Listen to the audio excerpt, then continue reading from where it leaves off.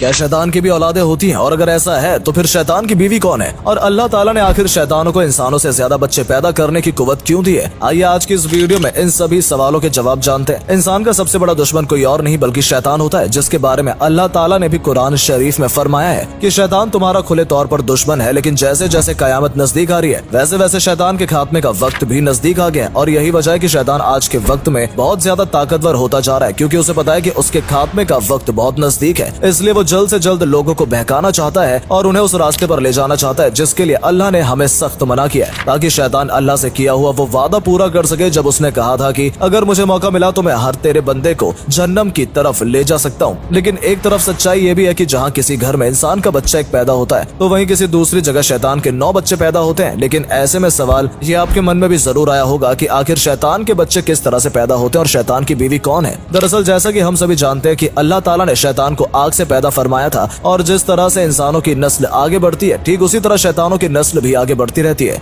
यानी कि इंसानों की तरह शैतानों के भी बच्चे होते हैं। और इस बात का इशारा कुरान शरीफ में भी किया गया है कि क्या तुम मुझे छोड़कर शैतान की औलादों की पैरवी करते हो जबकि वो तुम्हें खुद तुम्हारा दुश्मन है? इससे ये साफ पता लगता है कि इंसानों की तरह शैतानों के भी बच्चे होते हैं। दोस्तों, कहा जाता है कि अल्लाह ताला ने शैतान और उसकी बीवी दोनों को आग के शोलों से पैदा किया है और उसके बाद जिन्नातों की नस्ल फैलती गई। एक हदीस में भी इस बात का जिक्र किया गया है कि जब अल्लाह ताला ने शैतान की बीवी को पैदा करना शुरू किया तो शैतान गुस्से में आ गया, जिसकी वजह से उस शैतान के जिस्म से एक ऐसी आग निकली जिससे अल्लाह ताला ने शैतान की बीवी को पैदा किया, जिसका नाम तुरतबा है। हालांकि रिवायत में ये भी आया है कि शैतान की नस्ल 2 तरह से बढ़ती है। पहला तरीका तो यह है कि शैतान और उसकी बीवी जब दोनों मिलते हैं तो ये जिन्नातों को जन्म देते हैं, और दूसरा तरीका ये है कि कुछ शैतान अल्लाह ताला ने ऐसे बनाए हैं कि उनकी दाई रांग में एक आदमी की शर्मगाह बनी है और बाई रांग में औरत की शर्मगाह बनी है, और इस तरह से ये शैतान अकेले भी अपनी नस्ल बढ़ाने लगते हैं। अब एक बार जब एक शैतान ने अपनी ही शर्मगाह के जरिए जब ऐसा किया तो उसके 10 अंडे निकले जिसमें जिन्नात और जिनानियां दोनों थी। दोस्तों, हैरानी की बात तो ये भी है कि इंसानों के मुकाबले शैतानों की तादाद तकरीबन 9 गुना से भी ज्यादा है, क्योंकि जहां एक इंसान का बच्चा जन्म लेता है वहीं दूसरी ओर शैतान के 9 बच्चे जन्म लेते हैं। और जैसे आदम अलैहिस्सलाम को हर इंसान अपना वालिद मानता है, वहीं शैतान का बाप अलजाए जिन को माना जाता है, और सबसे बड़ा शैतान इब्लिस को कहा गया है। हालांकि जिन्नात और शैतान दोनों में काफी फर्क होता है, क्योंकि जिन्नात में कुछ लोग ऐसे भी हैं जो मुसलमान हैं, जबकि शैतान जितने भी होते हैं उनमें कोई भी मुसलमान नहीं होता। और इन दोनों में सबसे बड़ा फर्क ये है कि हर इंसान की तरह जिन्नातों को भी मौत का मजा चखना पड़ता है, लेकिन शैतान हमेशा जिंदा रहते हैं, क्योंकि उनकी मौत कयामत से 40 साल पहले मुकर्रर की गई है, जब एक साथ सभी शैतानों का खात्मा किया जाएगा। दोस्तों, रिवायत में आया है कि शैतान के 5 सबसे करीबी बेटे हैं जिन्हें शैतान ने अलग अलग काम बांटे हुए हैं, जो दुनिया भर में जाकर लोगों को बहकाते हैं और उन्हें गलत रास्ते पर ले जाते हैं। जिनमें एक का नाम दंबूर है, जिसे शैतान ने यह काम दिया है कि वो बाजार में जाकर खड़ा होगा और औरतों को मर्द के करीब लेकर आएगा और मर्दों को औरत के करीब लेकर आएगा, ताकि दोनों से गुनाह हो जाए और शैतान कामयाब हो जाए। वहीं शैतान के दूसरे बेटे सबर को ये काम दिया गया है कि वो लोगों के बीच में लड़ाई झगड़ा कराए और लोगों के बीच से मोहब्बत पूरी तरह खत्म कर दे। जबकि शैतान के तीसरे बेटे आउर के बारे में ये बताया गया है कि शैतान ने इसे ये ड्यूटी दी है कि जब भी कोई शख्स अल्लाह की इबादत करे या अल्लाह के नाम का जिक्र करे तो ये उसके जहन में जाकर उसे दूसरे काम करने के लिए उकसाए, ताकि उस शख्स से ज्यादा देर तक अल्लाह की इबादत न की जाए। इब्लीस के चौथे बेटे के बारे में बात की जाए तो उसका नाम आसूद है, जिसका काम भी लोगों के बीच में झूठी बातों को फैलाना है और उनको लड़ाई के लिए उकसाना है। और उसके बाद बारी आती है शैतान के 5वें बेटे की, जिसका नाम दामिस है, जिसकी शैतान ने ये ड्यूटी लगाई है कि ये उन लोगों के घर में जाता है जो लोग घर के अंदर बिना सलाम किए घुस जाते हैं और खाना खाने की शुरुआत बिस्मिल्लाह करके नहीं करते हैं। हालांकि इसके अलावा भी शैतान के कई बेटे हैं और ऐसे कई उसके चेले हैं जो दिन रात इंसानों को बहकाने का काम कर रहे हैं। और इसी तरह शैतान ने अपने 5 बेटों के अलावा बाकी सभी शैतानों को भी अलग अलग काम सौंपे हुए हैं। जैसे कई शैतान किसी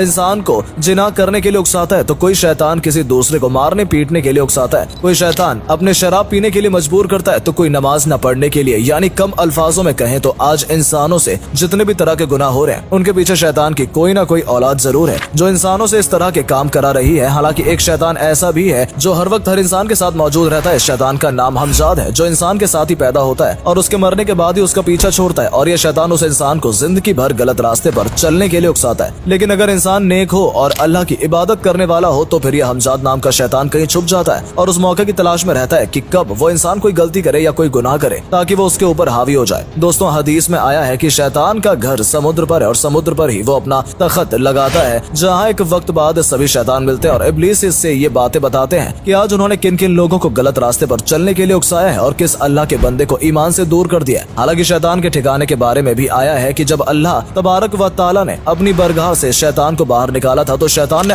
अल्लाह ताला से ये पूछा था कि आखिर मेरा घर क्या होगा, जिसके जवाब में अल्लाह ताला ने कहा था कि तेरा घर हमाम है, यानी कि बैतुल खला।